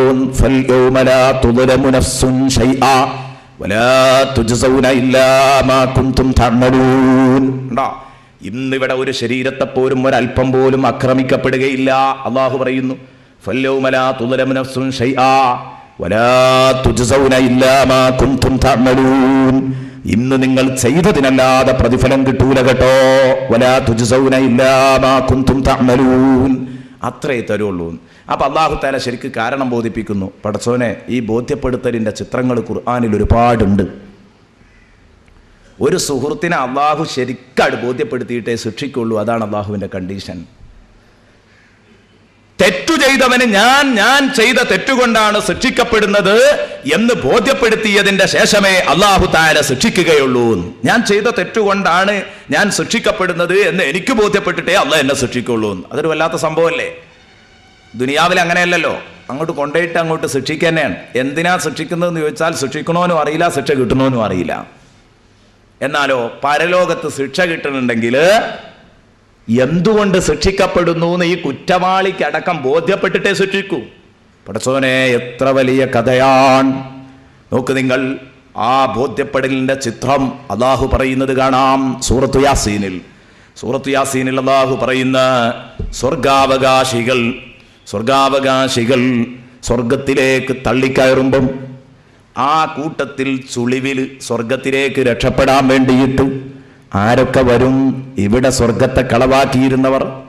നരകവും സ്വർഗമൊക്കെ വയല് കേട്ടപ്പോൾ മൊയ്ലിയാർക്കൊന്നും നേരം വെളുത്തിട്ടില്ല എന്ന് പറഞ്ഞവൻ, അല്ലെങ്കിൽ അത് ഇരുന്ന് കേൾക്കുന്ന പ്രവർത്തകർ, നിങ്ങളെ സാധുക്കളെ കുറിച്ച് പുറത്തുകൂടെ പോകുന്ന ഒരാൾ, ഇവർക്കൊന്നും നേരം വെളുത്തിട്ടില്ലട്ടോ എന്ന് പറഞ്ഞവൻ, അവനൊക്കെ വരും. കാരണം അവിടുന്ന് ഇതൊക്കെ കണ്ണ് കണ്ടല്ലോ. ലൈസലി വഖഅതിഹാ കാദിബ. ഒന്നാമത്തെ ദിവസം നമ്മൾ പറഞ്ഞതാ, ഇതൊന്നും നടക്കുമ്പോൾ പിന്നെ കളവാക്കുന്ന ആരും ഉണ്ടാകൂല. അവിടെ എല്ലാവരും വിശ്വസിക്കും. അങ്ങനെ പതുക്കെ മൂമിനീങ്ങളുടെ തണലിൽ സ്വർഗത്തിലേക്ക് കയറാൻ വേണ്ടി ചുളിവിൽ രക്ഷപ്പെടാൻ നിൽക്കുമ്പോൾ അള്ളാഹു അവിടെ വെച്ച് അവർക്കു നേരെ, കുറ്റവാളികൾക്ക് നേരെ റബ്ബിന്റെ ശക്തമായ ആട്ടും തുപ്പുമുണ്ട്. വംതാസുൽ യൗമ അയ്യുഹൽ മുജ്രിമൂൻ, ഹലോ കുറ്റവാളികളെ നിങ്ങൾ മാറണം. കണ്ട, ശക്തമായ ഒരു അനൗൺസ്മെന്റ് അള്ളാഹിന്റെ ഭാഗത്ത് നിന്ന് വരികയാണ്. വംതാസുൽ യൗമ അയ്യുഹൽ മുജ്രിമൂൻ, ഹലോ കുറ്റവാളികളെ നിങ്ങൾ മാറി നിൽക്കണം. ഇത് നിങ്ങൾക്കുള്ള അവസരമല്ല, ഇതെന്റെ മുത്തഖീങ്ങൾക്കുള്ള അവസരമാണ്. അവരൊക്കെ പോകട്ടെ, പിന്നെ നിങ്ങളെ പിടിച്ച് നരകത്തിക്ക് ഇടാനാകുന്നേ ഉള്ളൂ. അത് പിന്നെ എൻ്റെ സാലിഹീങ്ങളായ മുത്തഖീങ്ങൾ, സാലിഹീങ്ങളായ അടിമകൾ അവരൊക്കെ അങ്ങോട്ട് പോയിക്കോട്ടെ, നിങ്ങളിങ്ങോട്ട് മാറി നിൽക്കും. അപ്പോഴേക്ക് മലക്കുകൾ വന്ന് തല്ലി. കാരണം ഇവരെയൊക്കെ മുഖത്ത് നോക്കിയാൽ തന്നെ അറിയുമല്ലോ, മുഖം മുഴുവൻ കറുത്തിട്ടായിരിക്കും. ദുർജനങ്ങൾ ഇവിടെ എത്ര വെളുത്തിട്ടാണെങ്കിലും അവിടെ വരുമ്പോൾ കറുത്തിട്ടായിരിക്കും. നല്ല ജനങ്ങൾ ഇവിടെ എത്ര കറുത്തവരാണെങ്കിലും അവിടെ എത്തുമ്പോൾ വെളുത്തിട്ടായിരിക്കും. മുഖത്ത് നോക്കിയാൽ തന്നെ അറിയാം, നല്ല ഒരു അടയാളം മുഖത്ത് തന്നെ ഉണ്ട്. എല്ലാവരും ആട്ടി ഓടിക്കും, എല്ലാവരും പരക്കം പായും. ആ പാച്ചിലിൽ പിന്നെ ഇവൻ പിടിക്കുന്നത് ഇവനെ പഴപ്പിച്ച കൂട്ടുകാരനെയാണ്. റസൂലുള്ളാഹി തങ്ങൾ സൂറത്ത് യാസീനിന്റെ ഈ ആയത്ത് ഇങ്ങനെ വിശദീകരിക്കുമ്പോൾ അള്ളാഹുവിന്റെ റസൂൽ വ്യക്തമായ ഒരു ഹദീസിലൂടെ നമ്മങ്ങനെ പഠിപ്പിച്ചു. റസൂലുള്ളാഹി പറഞ്ഞു, അങ്ങനെ ആട്ടി ഓടിക്കുമ്പോൾ ഇവനെ പഴപ്പിച്ച കൂട്ടുകാരനെ പിടിക്കും. വാ ജാഫറേ വാ, ഞാൻ അന്ന് പരമാവധി എന്നോട് പറഞ്ഞിട്ടുണ്ട് മോനെ ഞാൻ പോരുന്നില്ല, പക്ഷെ ആ അലാക്കിന് നീ എന്നെ കൊണ്ടുപോയത് ഇയ്യാ. ഞാൻ പറഞ്ഞു നിന്നോട് ഞാൻ പടം കാണാൻ പോരുന്നില്ല. ഈ പറഞ്ഞു ടിക്കറ്റൊക്കെ ഓഫർ ചെയ്ത് ഇയ്യ എന്നെ കൊണ്ടുപോയത്. നാട്ടിൽ ആ ഗാനമേള നടത്തണ്ടെന്ന് ഞാൻ മര്യാദക്ക് പറഞ്ഞിട്ടുണ്ട്. പിന്നെ ഈദ് നൈറ്റ് നടത്തിച്ചത് നീയാണ്. ആ ഈദ് നൈറ്റ് നടത്തി നമ്മുടെ പിൽക്കാലത്തൊക്കെ ആ ഈദ് നൈറ്റുകൾ അങ്ങനെ തുടർന്നുകൊണ്ടിരുന്നു. ഇന്ന് അതൊക്കെ നമ്മൾ ഏൽക്കണം. ഞാൻ അന്ന് തന്നെ പറഞ്ഞതാണ് ഇത് വേണ്ടാന്ന്. നിനക്ക് ഗൾഫിൽ നിന്നൊക്കെ വന്ന് 10 കാശ് കയ്യിലുണ്ടായപ്പോൾ നിനക്ക് നല്ല വേദികളൊന്നും വേണ്ട, ഗാനമേള വേണം, വേണ്ടാത്ത സദസ്സ് വേണം. അന്ന് നീയാണ് എന്നെ അതിന് പ്രേരിപ്പിച്ചത്. വാ, ഇനിയൊരു തീരുമാനം കാണുക, എങ്ങനെ ഇവിടുന്ന് രക്ഷപ്പെടുന്ന ഒരു മുഷാവറയെങ്കിലും നടത്തുക നമ്മൾ. വാ, അങ്ങനെ അവരിങ്ങനെ കൂടിയാലോചിക്കുകയാണ്, എങ്ങനെയാടാ രക്ഷപ്പെടുക? സംഗതി പെട്ടു. അന്ന് ഈ പറഞ്ഞിരുന്നു, അന്നങ്ങ് കേട്ടാൽ മതിയായിരുന്നു. അന്ന് നമ്മൾ വയവ് കേട്ടിരുന്നു, നമ്മൾ നന്നായില്ല, കേട്ടവരെ ഒക്കെ നമ്മൾ പരിഹസിച്ചു.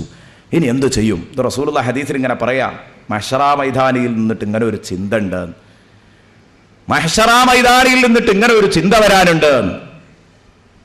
അള്ളാഹുവേ ഞങ്ങളെ നീ സലാമത്താക്കണം റഹ്മാനെ. എൻ്റെ കൂട്ടുകാരെ, എന്നിട്ട് നമ്മൾ ഒറ്റയ്ക്ക് ഇങ്ങനെ നിന്ന് ഇവനുമായിട്ട് ഇങ്ങനെ ചിന്തിക്കാൻ. ഇവിടെ ഉണ്ടാവുമല്ലോ അങ്ങനെ കുറ്റവാളികളെ പിടിക്കാൻ വേണ്ടി ഉത്തരവിറക്കി കഴിഞ്ഞാൽ ഇവരെവിടെയെങ്കിലും രഹസ്യ കേന്ദ്രങ്ങളിൽ സന്ധിക്കും. എന്നിട്ട് ഇവരിങ്ങനെ പഴുതുകളാരായും എങ്ങനെ രക്ഷപ്പെടും, സൂത്രങ്ങളാരായും നമുക്ക് എങ്ങനെ രക്ഷപ്പെടണം, എവിടേക്ക് കടക്കണം, ഇതൊക്കെ ചിന്തിക്കും. പക്ഷെ അവിടുന്ന് കടക്കാൻ കഴിയുമോ? എവിടേക്ക് കടക്കാനാ പരലോകത്ത്? ഏതായാലും ഒന്ന് ചർച്ച ചെയ്തു നോക്കാലോ, അതൊരു സമാധാനം. ഈ ചർച്ച കയ്യോളൊരു സമാധാനം കിട്ടുമല്ലോ. ഈ ചർച്ചയ്ക്കൊരു സമാധാനമുണ്ട്, ചർച്ചയിലൊരു സമാധാനം കിട്ടാനുണ്ട്. ആ ചർച്ചയ്ക്ക് ഇങ്ങനെ ഇരിക്കുമ്പോഴാണ് പെട്ടെന്ന് മലക്കുകൾ അവിടെ രണ്ടാമത് പെട്ടെന്ന് എവിടെന്നാണെന്നറിയില്ല റസൂലുള്ളാഹി പറയുന്നു, മലക്കുകൾ അവിടെയും പൊട്ടി വീണിട്ട് അവരെ തല്ലിയിട്ട് വീണ്ടും പറയും, ഹലോ കുറ്റവാളികളെ, നിങ്ങളോടല്ലേ പറഞ്ഞതാ വേറിട്ട് ഒറ്റക്ക് നിൽക്കാൻ. കണ്ട നിങ്ങൾ എന്ന് പറഞ്ഞാൽ നിങ്ങളോട് നേരത്തെ തന്നെ വംതാസൂന്നാ പറഞ്ഞത്, വേറിട്ട് ഒറ്റക്ക് നിൽക്കാനാ പറഞ്ഞത്. നിങ്ങൾ എന്തിനാ കൂട്ടം കൂടി നിൽക്കുന്നത്? ആ സ്വാതന്ത്ര്യം പോലും അള്ളാഹു നിഷേധിക്കുമെന്നർത്ഥം. ഒരു 5 മിനിറ്റത്തെ സ്വാതന്ത്ര്യം, ഒരു 5 മിനിറ്റത്തെ സമാധാനം ഇല്ല, തരൂല. നമ്മൾ ഒറ്റക്ക് നിന്ന് ചിന്തിക്കണം. എൻ്റെ പ്രിയപ്പെട്ട കൂട്ടുകാർ, ഒന്ന് ചിന്തിച്ചു നോക്ക്. നമ്മൾ ചെയ്ത പാപഭാരങ്ങളുടെ ഹിസാബ് എന്താണിനി വരാനുള്ളത് എന്ന് നമുക്കറിയാം. അതേക്കുറിച്ച് മഹ്ശറാ മരുഭൂമിയിൽ ആരുമില്ല. കൂട്ടുകാരൻ കൂട്ടിനില്ല, പിഴപ്പിച്ച ഭാര്യയില്ല, പിഴപ്പിച്ച ഭർത്താവില്ല, പിഴപ്പിച്ച മക്കളില്ല, പിഴപ്പിച്ച കക്ഷികളില്ല, പിഴപ്പിച്ച കൂട്ടുകാരില്ല, റസൂലുള്ളാഹിനെ തെറി പറഞ്ഞു തന്ന കൂട്ടുകാരില്ല. ആ മൗലവിമാരെ കാണുന്നില്ല, ഹബീബിനെ തെറി പറഞ്ഞ മൗലവിമാരെ കാണുന്നില്ല. ഒറ്റക്കു നിൽക്കണം. അങ്ങനെ മഹ്ശറാ മരുഭൂമിയിൽ ഒരു ഭാഗത്ത് മേലോട്ട് നോക്കി ചിന്തിക്കേണ്ട ഗതികേട്. പഠിച്ചവനെ, എൻ്റെ ഗതികേട് എന്താണ്? അങ്ങനെ ഒരു നൃത്തം എനിക്കും നിങ്ങൾക്കും വരാനുണ്ട്. ഈ നൃത്തത്തെക്കുറിച്ച് ചിന്തിക്കാൻ പറ്റിയ നല്ല ഒരു നൃത്തം വിശാലമായ ഒരു മൈതാനത്തിൽ നമ്മൾ ഈ ഭൂമി ലോകത്ത് നിൽക്കാറുണ്ട്. എൻ്റെ പ്രിയപ്പെട്ട കൂട്ടുകാർ, ഹജ്ജിന് പോയ സഹോദരന്മാരോട് ഞാൻ പറയട്ടെ, അറഫയിൽ നിങ്ങൾ നിൽക്കുമ്പോൾ അതാ വലിയ ഉസ്താദുമാരുടെ പ്രാർത്ഥന നടക്കും. സയ്യിദുമാരുടെ പ്രാർത്ഥനയുണ്ടാകും.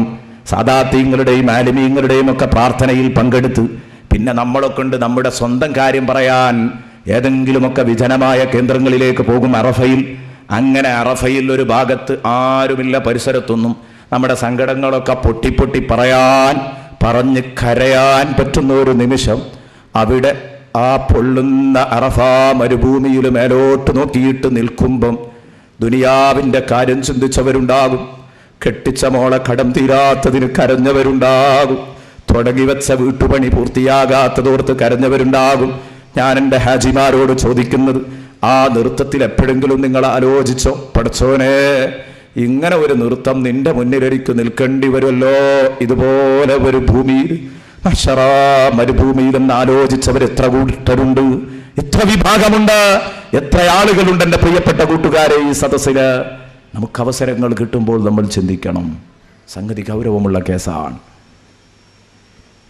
അങ്ങനെ നബി സല്ലല്ലാഹു അലൈഹി വസല്ലം പറയാൻ, വംതാസുലു അയ്യുഹൽ മുജ്രിമൂൻ, അവിടുന്നൊക്കെ അടിച്ച് പുറത്താക്കി ഇവർ ഒറ്റക്ക് നിന്നിട്ട് ഇങ്ങനെ ഇവരുടെ വരും കാര്യങ്ങളെക്കുറിച്ച് ചിന്തിക്കാൻ. അങ്ങനെ ഇവർ വീണ്ടും അള്ളാഹുവിനെ സമീപിച്ചിട്ട് ചോദിക്കും, പടച്ചോനെ എന്താ ഞങ്ങൾക്ക് മാത്രം ഇങ്ങനെ തടസ്സം? എൻ്റെ ജ്യേഷ്ഠനാണല്ലോ ആ പോയത്, ഞാനും അവനും ഒരൊറ്റ ഉമ്മാക്കുണ്ടായതാ, എൻ്റെ അനുജനാണല്ലോ പടച്ചോനെ സ്വർഗത്തേക്ക് പോയത്, ഈ എന്തേ എന്നെ മാത്രം ഇങ്ങനെ വിട്ടു? ഞാനും അവനൊക്കെ ഒരു ഉമ്മാനി വാപ്പാനി മക്കളാ, എൻ്റെ അയൽക്കാരനാണ്, ഞാൻ അവൻ്റെ തൊട്ടടുത്താ ജീവിച്ചിരുന്നത്.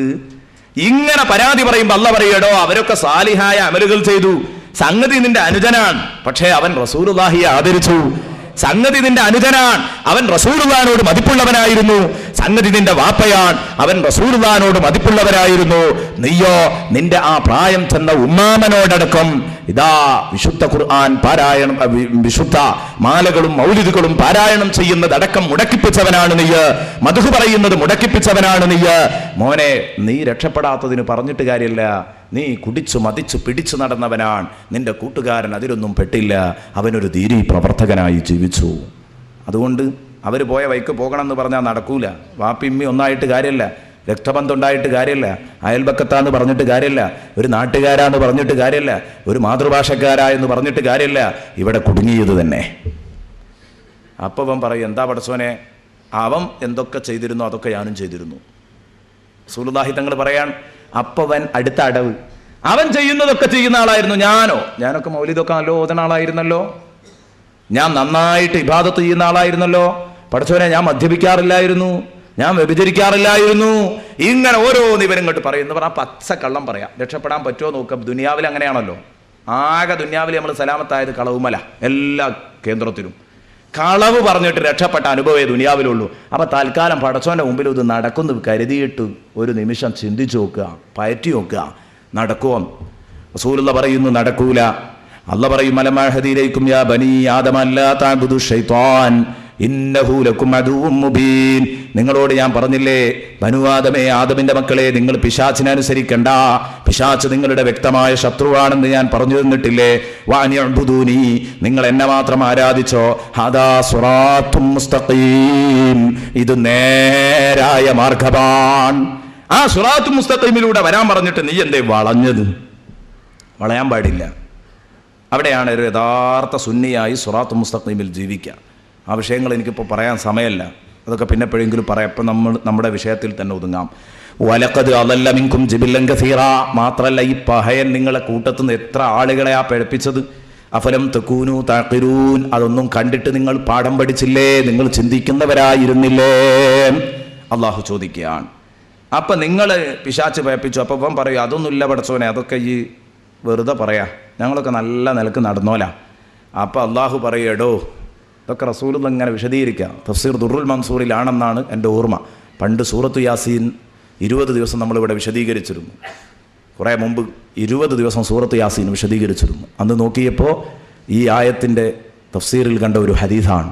റസൂലുള്ളാഹി സ്വല്ലല്ലാഹു അലൈഹി വസല്ലമ തങ്ങൾ പറയാൻ, അപ്പം അള്ളാഹു പറയടോ, നിന്നെ കൊണ്ട് വലഞ്ഞല്ലോ, കാരണം നീ ഉള്ള വേണ്ടാത്തവരൊക്കെ ദുനിയാവിൽ ചെയ്തു, എന്നിട്ട് ഇവിടെ വന്നിട്ട് കണ്ണടച്ച് പറയാം, അല്ലല്ല ഞാൻ നല്ല കുട്ടിയേനീൻ. തൽക്കാലേ നടക്കൂല മോനെ, ഏതായാലും ഇവന് ബോധ്യപ്പെടുത്തി കൊടുക്കണം. ഇതാ ഞാൻ പറഞ്ഞു, ബോധ്യപ്പെടുത്തലിൻ്റെ അവസാന ചിത്രം അല്ലേ? അല്ലെങ്കിൽ ഇപ്പം അള്ളാഹ്ക്ക് ഇതിനൊക്കെ ഇവൻ്റെ ഒപ്പം ഇങ്ങനെ വെക്കണം. ഇവൻ പറയണോക്കെ അള്ളാഹ് കേൾക്കണോ? അള്ളാഹ്ക്ക് ഉറപ്പാണല്ലോ ഇവൻ തെറ്റ് ചെയ്തു. ഇവനെ പിടിച്ചിട്ട് നരകത്തിക്കാട് എറിഞ്ഞാൽ പോരെ, എറിയൂല. എനിക്ക് ബോധ്യപ്പെട്ടിട്ട് എന്നെ ശിക്ഷിക്കൂ. അതാണ് അള്ളാഹുവിൻ്റെ നീതി. പടച്ച റബ്ബിനോളം നീതിയുള്ള ഏത് രാജാവാ ഉള്ളത്? ചിന്തിച്ചു നോക്ക്. ശരിക്ക് നീതി തരികയാണ്, ശരിക്ക് നീതി തരികയാണ്. അള്ളാഹു പറയും, മോനെ ഈ സമ്മതിക്കണമെങ്കിൽ എന്തു വേണം?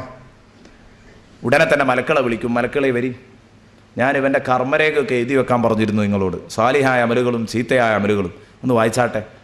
ഇവർ ഈ കിതാബ് വായിക്കുമ്പോൾ അവൻ അന്തം വിടുക. പഠിച്ചോനെ, മാലിഹാദൽ കിതാബ് ലാ യുഗാദിറു സഗീറതൻ വലാ കബീറതൻ ഇല്ലാ അഹ്സാഹാ. പഠിച്ചോനെ, എത്ര സമഗ്രമായ ഗ്രന്ഥാണിത്. ഞാൻ ചെയ്ത ഒരു ചെറുതും വലുതും ഒന്നും ഇത് വിട്ടിട്ടില്ല, എല്ലാം കൃത്യമായി ക്ലിപ്തമാക്കിയിട്ടുണ്ട്. എല്ലാം ഇത് ക്ലിപ്തമാക്കി വെച്ചിട്ടുണ്ടല്ലോ പഠിച്ചോനെ. ഇതിലില്ലാത്ത ഒരു വർത്താനമില്ലല്ലോ. ഞാൻ എവിടേക്കെങ്കിലും ഒന്ന് നോക്കിയിട്ടുണ്ടെങ്കിൽ അതുണ്ട്, എന്തെങ്കിലും ഒന്ന് പറഞ്ഞിട്ടുണ്ടെങ്കിൽ അതുണ്ട്, എന്തെങ്കിലും ഒന്ന് ചെയ്തിട്ടുണ്ടെങ്കിൽ അതുണ്ട്. ഇനി എങ്ങനെ എനിക്ക് സലാമത്ത് കിട്ടുക? ഇതാരോടാ പറയാ? പൊതുജന സമക്ഷത്തിലല്ല. ഇവൻ്റെ നഫ്സിനോട് പറയുന്നു, മാലിഹാദൽ കിതാബ് ലാ യുഗാദിറു സഗീറതൻ വലാ കബീറതൻ ഇല്ലാ അഹ്സാഹാ. എന്തിനാ നഫ്സിനോട് പറയുന്നത്? പറയാൻ കാരണം ഇനി അവൻ ഇനിയും നിഷേധിക്കാൻ പോവുകയാണ് അള്ളാഹുവിൻ്റെ മുമ്പിൽ. എന്നിട്ട് ഇതൊക്കെ കഴിഞ്ഞിട്ട് ഇവരങ്ങ് പോകുമ്പോൾ അവൻ ചോദിക്കും, അത്രേ പഠിച്ചോൻ എപ്പോൾ വന്നിട്ട് ആ റിക്കാർഡ് വായിച്ച അവരാരാ ഒന്ന് പറഞ്ഞു തരുമോ? ഇപ്പോൾ ഇവിടെ വന്നിട്ട് റിക്കാർഡ് വായിച്ചു പോയാൽ അവരാരാ? അവർ നിൻ്റെ അമലുകൾ എഴുതി വെക്കാൻ വേണ്ടി ഞാൻ ഏൽപ്പിച്ച എൻ്റെ മുഖറബീങ്ങളായ മലക്കുകൾ, എൻ്റെ അടിമകൾ. അവരടിമകളാലേ? ഞാനും നിൻ്റെ അടിമയല്ലേ? അതെ. എനിക്ക് തെറ്റു പറ്റായെങ്കിൽ അവർക്കും തെറ്റു പറ്റിക്കൂടെ പഠിച്ചോനെ? ഉണ്ടോ? എൻ്റെ പേരിൽ പച്ചക്കള്ള എഴുതി വെച്ചതാണ്. ഇതൊക്കെ റസൂലുള്ളാഹി തങ്ങൾ ഹദീസിലൂടെ പഠിപ്പിച്ചതാണ്. പച്ചക്കള്ളം എഴുതി വെച്ചതാണ്. മലക്കുകളെ വരെ വിടില്ല നമ്മൾ. അവരെ വരെ കുറ്റം ആരോപിച്ച് രക്ഷപ്പെടാൻ കഴിയുമെന്ന് നോക്കും. അതാ ഞാൻ പറഞ്ഞു, ഇങ്ങനെയൊക്കെ നിൽക്കുമ്പോൾ ഇനിയിപ്പോൾ അള്ളാഹ്ക്ക് നോക്കണം, പിടിച്ചാൽ വലിച്ചെറിഞ്ഞാൽ പോരെ. കാരണം അത് ശരി, ഇവിടെ വന്നിട്ട് നമ്മളെ പഠിപ്പിക്കാലെന്ന് ചോദിച്ചാൽ പോരെ? ഇല്ല, അള്ളാഹു ചെയ്യൂല. അള്ളാഹ് എനിക്ക് ബോധ്യപ്പെട്ടിട്ട് എന്നെ ശിക്ഷിക്കുള്ളൂ. അത് കാണാൻ പോവാണ്. അള്ളാഹു പറയുകടോ, ഇവിടെയാണ് വലഞ്ഞത്. എൻ്റെ സാലിഹീങ്ങളായ, എൻ്റെ മുഖറബീങ്ങളായ മലക്കുകളെ അടക്കം തെറ്റെന്താണെന്ന് ചെയ്യാത്ത, പറഞ്ഞതിനെതിരു ചെയ്യാത്ത വിഭാഗമാണല്ലോ മലക്കുകൾ. അവരെ അടക്കം നിങ്ങൾ തെറ്റാക്കി അവരടക്കം തെറ്റ് ചെയ്തവരാണെന്ന് ചിത്രീകരിക്കേ. നല്ലൊരു കാര്യം വേണം, അവരുടെ പരിശുദ്ധിയൊന്നും അള്ളാഹ് പ്രസംഗിക്കാൻ നിൽക്കുകയല്ല. അള്ളാഹു പറയും, ഈ സമ്മതിക്കണമെങ്കിൽ ഇപ്പം എന്തു വേണം? അത് ഈ പറഞ്ഞു എനിക്ക് വിട്ടുവന്നു. നീ സമ്മതിക്കണമെങ്കിൽ എന്തു വേണം? നീ പറഞ്ഞാൽ നിനക്കങ്ങ് വിട്ടുവന്നു. അപ്പം നമ്മൾ അള്ളാഹുവിനോട് പറയുമല്ലോ, പഠിച്ചോനെ ഈ പറഞ്ഞിട്ട് സ്വീകരിക്കൂല, നല്ല പരിപാടിയാ, ഈ പറഞ്ഞിട്ട് സ്വീകരിക്കൂല. പിന്നെയോ മലക്കൾ പറഞ്ഞിട്ടും വിശ്വസിക്കൂല. റിക്കാർഡും രേഖയൊന്നും ഇവിടെ കൊണ്ടുവന്ന് വായിക്കണ്ട. എന്നെ ശിക്ഷിക്കണമെങ്കിൽ തെറ്റു ചെയ്തു എന്ന് ഞാൻ ഏറ്റു പറയണം, അപ്പം നിനക്ക് എന്നെ ശിക്ഷിക്കാം. അത് ഏറ്റു പറയൂല എന്ന് വന് ധൈര്യമാണ്. ഞാൻ എന്തായാലും ഞാൻ തെറ്റ് ചെയ്തു എന്ന് പറയൂല എന്ന് വന് ധൈര്യമാണ്. അങ്ങനെ മനുഷ്യൻ പറയൂത്രേ.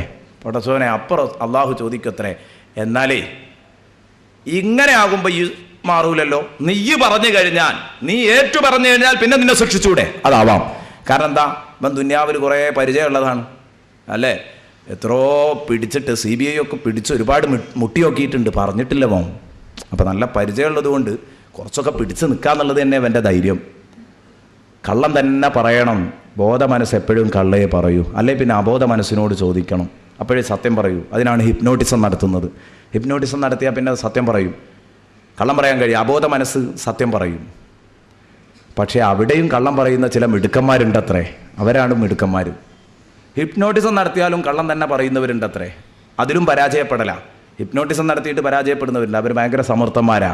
അതുകൊണ്ട് ഇവർ പരലോകത്തൊരു നോക്കാനുള്ള തീരുമാനം തന്നെയാണ്. ഒരു നോക്കൊന്ന് നോക്കിക്കളയാം, നടക്കൂല. അത് അള്ളാഹുവിൻ്റെ കോടതിയാണ്. അള്ളാഹു തആല ഉടനെ തന്നെ അടുത്ത ആയത്ത്, അൽയൗമ നഖ്തിമു അലാ അഫ്വാഹിഹിം വതുകല്ലിമുനാ ഐദീഹിം വതശ്ഹദു അർജുലുഹും ബിമാ കാനൂ യക്സിബൂൻ. പടച്ചോനെ, അല്ലാഹ് പറയുന്ന അൽയൗമ നഖ്തിമു, ആ ദിവസം നമ്മൾ മുദ്ര വെക്കും, അലാ അഫ്വാഹിഹിം, അവരുടെ വായിന് നമ്മൾ ശീലുവെക്കും. അവരുടെ വായിന് നമ്മൾ ശീലുവെക്കും. അതിനു മുമ്പ് ആദിഹി ജഹന്നമുല്ലത്തി കുന്തും തുഅദുൻ ഇസ്ലൗഹലൗമ ബിമാ കുന്തും തക്ഫുറൂൻ. അള്ളാഹ് പറയും, നരകത്തിലേക്ക് കടന്നോളി. ഇതാ നരകം എന്നിട്ട് അപ്പോഴേക്ക് നരകം ഇങ്ങനെ പിടിച്ച് വലിച്ചടിപ്പിക്കും. അപ്പോഴാണ് ഇവൻ ഈ നിഷേധിക്കുന്നതും വീണ്ടും വീണ്ടും നിഷേധിക്കുന്നതൊക്കെ. അപ്പോൾ അള്ളാഹു പറയാണ്, ദാ അൽയൗമ നഖ്തിമു അലാ അഫ്വാഹിഹിം, അവരുടെ വായിന് ഇതാ ശീലു വെച്ചിരിക്കുന്നു. നാം ശീലവെക്കുന്നു. പിന്നീട് നമ്മളോട് സംസാരിക്കുക, വതുകല്ലിമുന, പിന്നെ നമ്മളോട് സംസാരിക്കുക ഐദീഹിം, അവരുടെ കൈകളാണ്, വതശ്ഹദു അർജുലുഹും ബിമാ കാനൂ യക്സിബൂൻ, അവർ ചെയ്ത പേക്കൂത്തുകൾക്ക് സാക്ഷി പറയുക അവരുടെ കാലുകളാണ്. അല്ലാഹു സുബ്ഹാനഹു വ തആല പറയാണ്, വായ അങ്ങോട്ട് മൂടിക്കെട്ടും. ഈ മുദ്ര വെക്കുന്നൊക്കെ പറഞ്ഞാൽ സംസാരശേഷി നഷ്ടപ്പെടുത്തുന്ന അർത്ഥം. പിന്നെ സംസാരിക്കണമെങ്കിൽ നാക്കിൻ്റെ പോസ്റ്റ് വരുമ്പോൾ മാത്രമേ നാക്ക് സംസാരിക്കൂ. നാക്ക് ചെയ്ത തെറ്റുകൾ നാക്ക് പറയാം, ഓരോ അവയവങ്ങളും ചെയ്യുന്ന തെറ്റ്, അവിടെ മാത്രമേ നാക്ക് സംസാരിക്കൂ, അല്ലെങ്കിൽ സംസാരിക്കുന്നില്ല. മുദ്ര വെച്ചു, നാക്കിന് അനങ്ങാൻ വയ്യ, പിന്നെ സംസാരിക്കുന്നത് കയ്യും കാലുമാ. ഞാൻ ഇന്നവനെ അടിച്ചു, കൊന്നു, ഇന്ന സാധനം ഞാൻ കട്ടെടുത്തു ഒക്കെ പറയുന്നു. ഇന്ന ഹറാമിലേക്ക് ഞാൻ നടന്നുപോയി, കാല് പറയുന്നു. എനിക്കനുവദിക്കാത്തത് ഞാൻ മണത്തു, മൂക്ക് പറയുന്ന. എനിക്കനുവദിക്കാത്തത് ഞാൻ കണ്ടു, കണ്ണ് പറയുന്ന. സുബ്ഹാനല്ലാഹ്, ആ രംഗം ഇവനാകെ ബേജാറായി. എന്താ പടച്ചോനെ ഈ സംഭവിക്കുന്നത്? സ്വന്തം ശരീരങ്ങളിൽ നിന്ന് അവയവ പ്രക്ഷേപണം. അവയവ പ്രക്ഷേപണ നാളാണ് യഥാർത്ഥത്തിൽ ഈ ഗൗരവമുള്ള നാള്. സുബ്ഹാനല്ലാഹ്, ഈ അവയവ പ്രക്ഷേപണം നടക്കുമ്പോ ഇവനാകെ ബേജാറാവുകയാണ്. ഓരോ അവയവങ്ങളും അവരവർ ചെയ്ത തെറ്റുകൾ വിളിച്ചു പറയുന്നു. അപ്പൊ ഇവൻ അവയവങ്ങൾക്ക് നേരെ തിരിഞ്ഞു. ഖാലൂലി ജുലൂദിഹിം, അവരവരുടെ അവയവങ്ങളോട് ചോദിക്കും. സൂറത്ത് ഫുസ്സിലത്തിലാണ്. അവരവരുടെ അവയവങ്ങളോട് ചോദിക്കും, ലിമ ഷഹിത്തും അലൈനാ, എന്തിനാണോ നിങ്ങൾ നമ്മളെ മാനം കെടുത്തത്? അപ്പൊ പിന്നെ ഇപ്പം കയ്യിൻ്റെ നേരെയാ, അല്ലെങ്കിൽ എന്തിനാ അത് പറയാൻ നിന്നത്? കാരണം നമ്മളൊന്നു തന്നെയല്ലേ, നരകത്തേക്ക് കൂട്ടിപ്പിടിച്ചിടുന്ന ഉറപ്പല്ലേ, ഉറപ്പുള്ളത് കൊണ്ടല്ലേ ഞാനിങ്ങനെ കളവ് പറയാൻ തയ്യാറാകുന്നത്. അവൻ നീ എന്തിനാ അത് പറയാൻ നിന്നത് എന്ന് അള്ളാഹു കഴിവ് കൊടുക്കും. അവൻ്റെ നാക്കുകൊണ്ട് ചോദിക്കും. അപ്പൊ കാലും കയ്യും അവനോട് തിരിച്ചിങ്ങോട്ട് പറയും. നല്ല വയത് കേട്ടോ, കയ്യിനോടും കാലിനോടും ഒക്കെ സംസാരിച്ചൂടെ കൂട്ടുകാരാ? എന്താ സംസാരിക്കൂല? കാരണം ഇതൊക്കെ കയ്യും കാലും ഇങ്ങോട്ട് സംസാരിക്കുന്ന കേട്ടാ പിന്നെ അങ്ങോട്ട് സംസാരിക്കൂലേ? മുമ്പ് ആരെങ്കിലും ഇതുപോലത്തെ ഒരു സാധനം എടുത്തിട്ട് ഇവിടുന്ന് ഗൾഫിലുള്ള ഒരു സുഹൃത്തിനോട് സംസാരിക്കോ? ഇല്ല, ഒരിക്കലും സംസാരിക്കൂല. നേരെ മറിച്ച് ഇന്ന് അത് സംസാരിച്ചാൽ ഫലമുണ്ട് എന്ന് ബോധ്യപ്പെട്ടതുകൊണ്ട് നമുക്ക് സംസാരിക്കാം എന്നതുപോലെയാണ്. പരലോകത്തെത്തുമ്പോൾ ലോകമൊക്കെ മാറി, പിന്നെ കൈകാലുകളാണ്, പിന്നെ മൊബൈലൊന്നും വേണ്ട, കൈ തന്നെ മതി. ശരിക്ക് സംസാരിക്കുകയാണ് കൈ കൃത്യമായിട്ട്. സുബ്ഹാനല്ലാഹ്, ആ കൈ ഇങ്ങനെ സംസാരിക്കുമ്പോൾ കയ്യിനോട് ചോദിക്കുക, ചങ്ങായി എന്തിനാ നമുക്കെതിരെ സാക്ഷി എന്നത്? നമ്മളൊന്നു തന്നെയല്ലേ? കയ്യിൻ്റെയും കാലിൻ്റെയും മറുപടി അല്ലാഹ് പറയുന്നു, ഖാലു, അവൻ്റെ ചർമ്മങ്ങൾ അവനോട് പറയും. അവൻ്റെ ചർമ്മങ്ങൾ അവനോട് പറയും. എന്താ പറയുക? അംതഖനല്ലാഹുല്ലദീ അംതഖ കുല്ല ഷൈ, എല്ലാ വസ്തുക്കളെയും സംസാരിപ്പിച്ച റബ്ബ് നാഥൻ ഞങ്ങളോട് സംസാരിച്ചോളണമെന്ന് പറഞ്ഞു. ഞങ്ങൾ സംസാരിക്കല്ലാതെ എന്തു ചെയ്യും? കയ്യും കാലും ചോദിക്കുക, മോനെ നിന്റെ നാക്കിന് അല്ലാഹ് സംസാരിക്കാൻ ശേഷി എന്നതാണ്. അപ്പം ഈ സംസാരിച്ചു, എന്നാൽ ദാ ഈ കയ്യും കാലും പറയുന്ന ഞങ്ങൾക്ക് നീ സംസാരിക്കാൻ, അല്ലാഹ് സംസാരിക്കാൻ ശേഷി തന്ന് സംസാരിക്കടോ എന്ന് പറയുമ്പോൾ ഞങ്ങൾക്ക് സംസാരിക്കാതിരിക്കാൻ കഴിയൂല. അതുകൊണ്ടാണ് ഇതൊക്കെ ദുനിയാവെന്ന് നോക്കേണ്ടിയിരുന്നു, തെറ്റുകുറ്റങ്ങൾ ചെയ്യാതെ ജീവിക്കേണ്ടിയിരുന്നു. കയ്യും കാലും നമ്മളോട് അന്ന് വയത് പറയും. സുബ്ഹാനല്ലാഹ്, ഏറ്റവും കൂടുതൽ നമ്മളെ ഞെട്ടിക്കുന്ന, ഇപ്പം നമുക്ക് ബോധ്യപ്പെട്ടു ഞാൻ ചെയ്ത തെറ്റുകൊണ്ടാണ് ഞാൻ ശിക്ഷിക്കപ്പെടുന്നത്, എന്നിട്ടാ നരകത്തിലേക്ക് എടുത്തിടുന്നത്.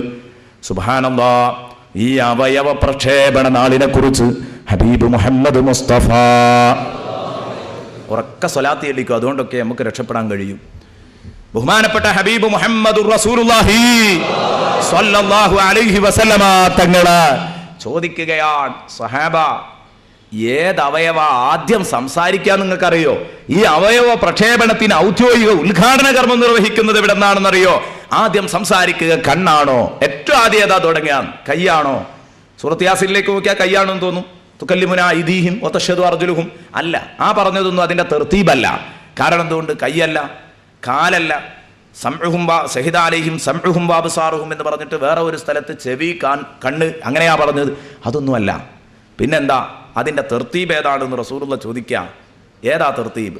ആദ്യമായിട്ട് അവയവ പ്രക്ഷേപണ നാളിൽ ഇതിന് ഔദ്യോഗിക ഉദ്ഘാടന കർമ്മം നിർവഹിക്കുന്നത് ആരാണെന്ന് ചോദിച്ചപ്പം സഹാബ പറഞ്ഞു, അല്ലാഹു വറസൂലുഹു അലം. നബി തങ്ങൾ ചോദിച്ചു, നിങ്ങൾക്കറിയോ ഏതാണ് ആദ്യമായി കലാം തുടങ്ങുന്ന അവയവം? അവർ പറഞ്ഞു, ഞങ്ങൾക്കറിയൂല നബിയെ. അല്ലാഹുവിൻ്റെ റസൂല് പറയുകയാണ്, അസ്ലു ഫഖിദിക്കും അസ്ലു ഫഖിദിക്കും അസ്ലു ഫഖിദിക്കും.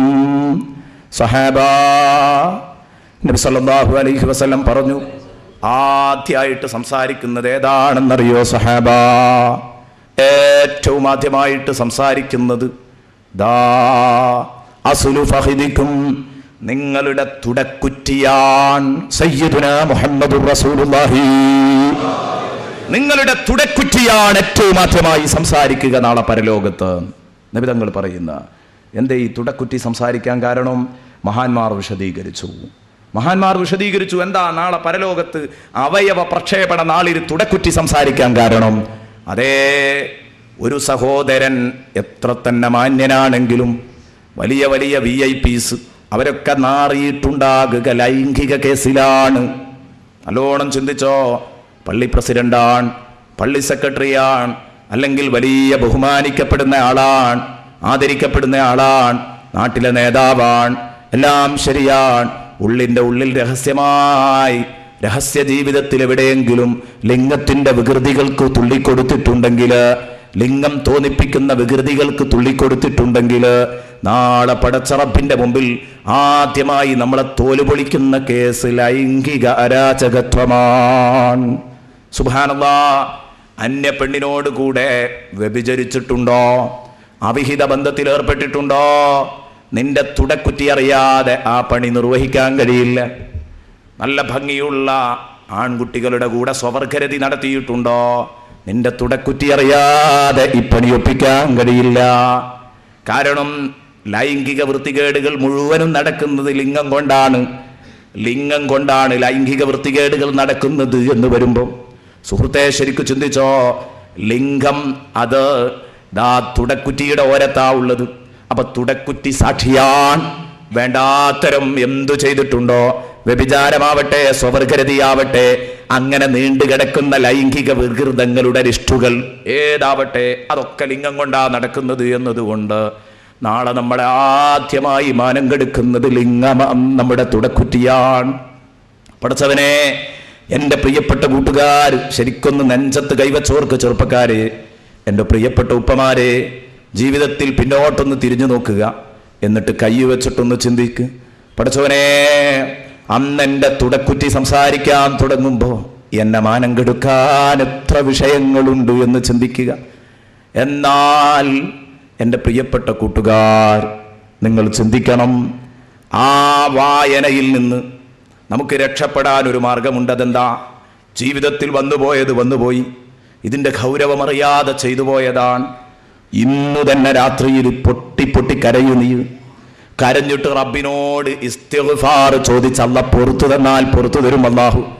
ഇനിയുള്ള ജീവിതം വിശുദ്ധമാക്കിയാൽ അല്ല പൊറുത്തു തരും. ഇനി നിങ്ങളെ ഒരിക്കലും അല്ലാഹു തആല ആഖിറത്തിൽ വായിച്ച് നിങ്ങളെ മാനം കെടുക്കില്ല. ആ ഭാഗം അല്ലാഹു മായിച്ചു കളയും. അതിന് വേണ്ടത് തെളിഞ്ഞ തൗബയാണ്. അവസാനത്തെ പത്താണ്, പറ്റിയ സമയമാണ്.